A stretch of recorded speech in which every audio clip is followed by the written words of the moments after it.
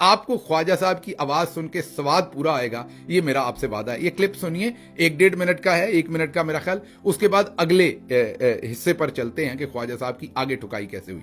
सुनिए। It's a strange system you have in Pakistan. I think you've called it a hybrid model, where the military and civilian leaders effectively share power. But the military leaders are really the ones in charge, are they not? In most countries, the head of the army answers to the defense minister. In your country, you, the defense minister, answer to the head of the army, don't you? Asim Munir is a more powerful person than you are. No, it's not like that. You don't think General Asim Munir is more powerful than you are in Pakistan today?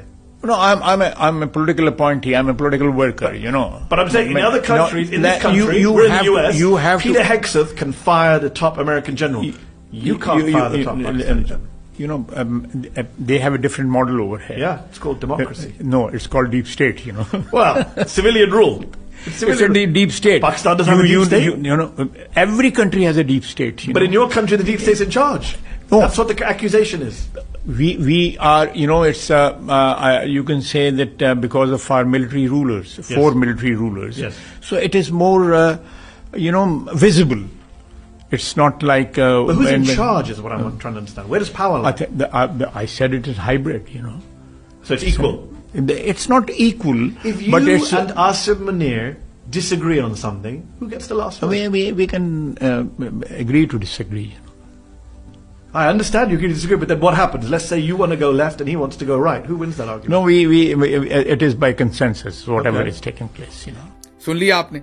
अब sir आगे चलते, ये वाला काम तो हो गया।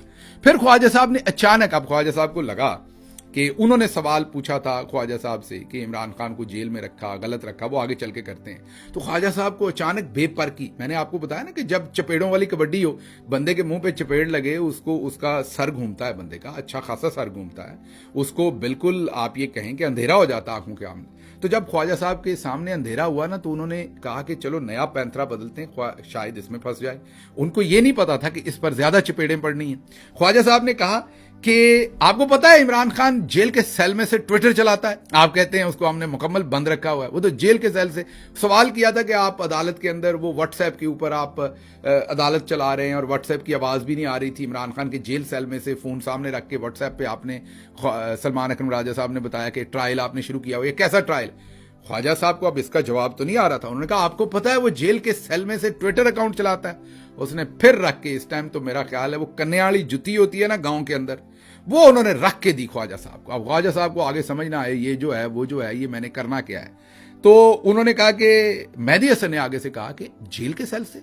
आप तो भी चंद दिन पहले पाकिस्तान में बैठे कह रहे थे कि इमरान खान का ट्विटर अकाउंट इंडिया से चलता है। तो आप पहले फैसला कर लें कि जेल से चलता है कि इंडिया से चलता है, कहां से चलता है बताएं।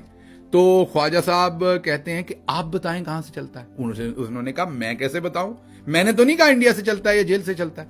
अब यहां बैठ के कह रहे हैं जेल से चलता है, वहां कहते थे इंडिया से चलता है, तो मैं कैसे बता सकता हूं? मेहदी हसन ने कहा आप बताएंगे। अब आप कैसे बताएं? ख्वाजा आसिफ को वैसे कहना चाहिए था मैं अम्मी ਨੂੰ पूछ के दसता है या मैं घर से पूछ के बताता हूं, या मैं बड़े भाजी या बड़े हाजी साहब वो लेटे हुए वहां पर क्या कहते हैं उसे, जनीवा में, उनसे पूछ के बताता हूं। लेकिन चले, बहरहाल ख्वाजा साहब ने आगे आए बाएं शाएं करके कहा। तो ख्वाजा साहब से उन्होंने कहा कि आपका क्लेम है, आपको इसकी एविडेंस भी देनी चाहिए। तो ख्वाजा साहब ने कहा हाँ एविडेंस है मेरे पास। बात उन्होंने कहा क्या एविडेंस है? आप एविडेंस दें, फिर आपके पास एविडेंस है। उसने कहा मैं पब्लिकली क्यों दूं एविडेंस, मैं नहीं दूंगा पब्लिकली एविडेंस। अब ये सारी चीजें ना मुंह बोली बेटी आसमा शराजी साहबा के साथ चलती हैं, क्योंकि वो जर्नलिज्म आपके साथ मिलजुल के करती हैं, उनकी जरूरतें हैं, उनके मसले हैं, उन्होंने ऐसे ही जिंदा रहना है, तो वहां पर तो चलती हैं। अब ये मेहदी हसन के सामने तो नहीं चलेंगी। तो जब इन्होंने कहा ना कि सबूत है, पब्लिक फोरम पर सबूत क्यों दूं, तो उन्होंने कहा मामे खां ये जो क्लेम पब्लिक फोरम पे कर रहे हो कि वो ट्विटर वहां से चलता, तो फिर अगर सबूत पब्लिक फोरम पर नहीं देना तो क्लेम पब्लिक फोरम पर क्यों कर रहे हो? फिर वो भी जाकर वहीं करो जहां सबूत देना है। अब इस पर ख्वाजा साहब के पास वही था, वो मैं ए सुन लेंगे आप, आपको लग रहा है मैं शायद कुछ ज्यादा कर रहा हूं। फिर मेहदी हसन ने कहा कि क्या आपके पास कोई इंटेलिजेंस के सबूत है, मीन कोई इंटेलिजेंस है आपके पास, कोई खुफिया अदारों ने आपको बता रखा है? तो उन्होंने कहा कि ख्वाजा साहब को ये मेहदी हसन ने, असल में मेहदी हसन को पता चल गया था कि इसको, ये बाबा जी को हार्ट अटैक होने लगा है। उनको लगा था कि ये बाबा जी मरने लगे, तो उसने जैसे वो हल्की सी आपको सांस नहीं दिलाते खिड़की खोल के, तो मेहदी हसन ने खुद ही खिड़की खोल दी कि चल यार इसको सांस दे दूं, मर ही ना जाए बाबा। उन्होंने कहा कि आपके पास इंटेलिजेंस है। ख्वाजा साहब ने सांस लिया कि अच्छा चलो कोई वे आउट दिया मेहदी हसन ने। उन्होंने कहा हाँ हाँ मेरे पास इंटेलिजेंस की रिपोर्ट है और भी है चीजें जिसकी वजह से मुझे पता है कि इंडिया से। फिर उसने दोबारा भगो के लगाई। उन्होंने कहा आप इमरान खान को करप्ट कह लें, आप इमरान खान को कुछ भी कह लें, लेकिन क्या पाकिस्तानी कभी मानेंगे कि इमरान खान मुहब्बे वतन नहीं है? आपका दिमाग ठीक है कि आप उस पर ये इल्जाम लगाते हैं कि इंडिया से उसका ट्विटर अकाउंट चलता है। अब ख्वाजा साहब को ये समझ नहीं आ रही थी कि इसका क्या जवाब दें। आपको फिर मेरी बातों में यकीन नहीं आ रहा होगा, ये लाइव होती हुई धुलाई इस कमेंट के ऊपर भी सुनिए। He is operating a Twitter account from the jail cell, you know. Do you know that? You said he was operating from India the other day. I saw No, you say no. that. You said India is controlling his Twitter account. Who's Which is it? then? Then Is it- what is the truth then? You tell me. You just made two different allegations. No. I'm saying that Is it Imran in his prison cell or is it India? This either he's operating from this cell or he should at least identify who's operating the. You just said a moment ago that he wanted to sue you for defamation. Yeah. You just claimed that India is controlling Imran Khan's Twitter account. What evidence do you have for that? It's a big claim to make. What's the evidence? The evidence, I cannot publicly disclose the evidence. If you can't publicly disclose the evidence, why make the claim?